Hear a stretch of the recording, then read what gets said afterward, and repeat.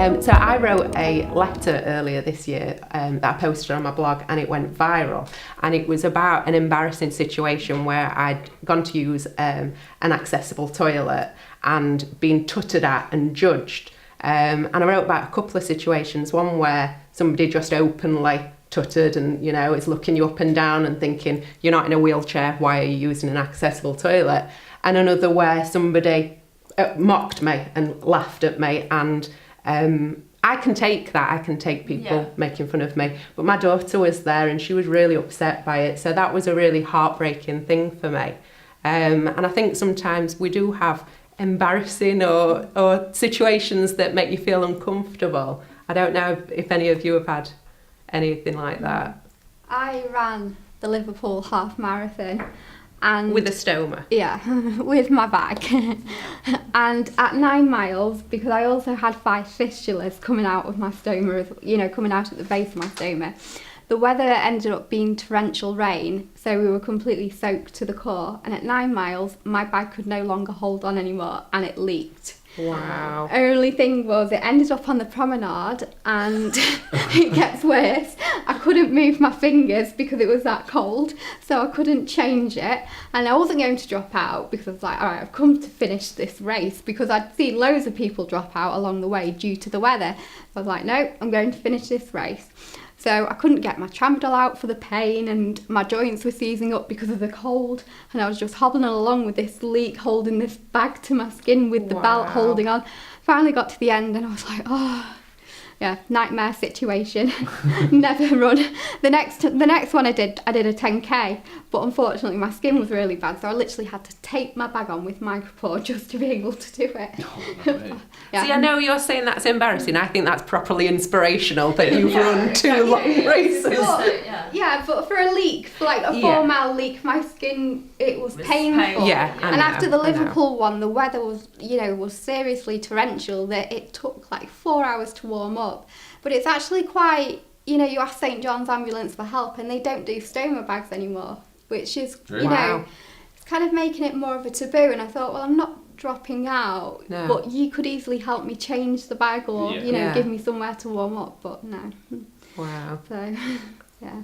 See, I've not really had any majorly embarrassing things, but it's things like, one thing that stood out was last year I went to a festival, and obviously queuing to get in, everyone's got to go through security, and we got there, we'd obviously had a few drinks, but we were fine.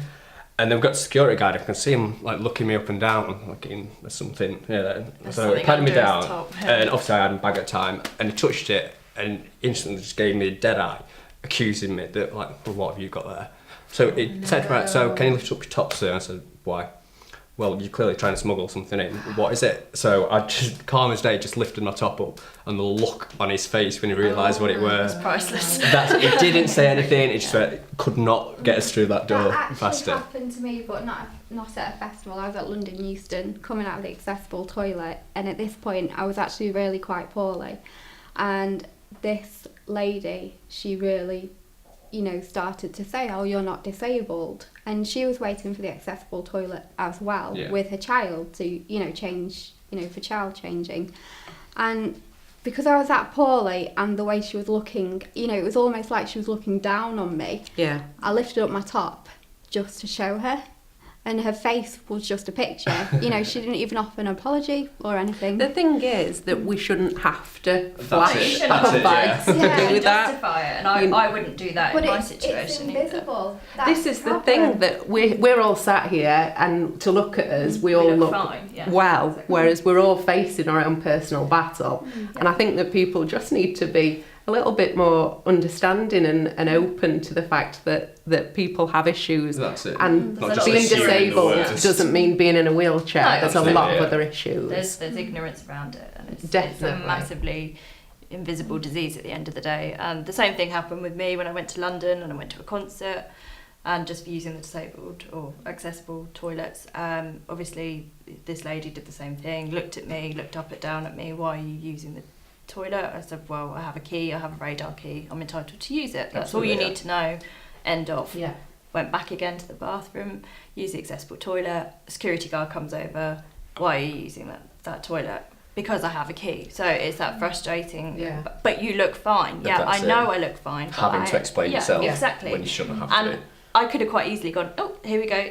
I have a stoma, I have an ileostomy bag. But there was that part of me that was like, no, why should I justify absolutely. myself That's it, and yeah. say, actually, yeah, I have a stoma.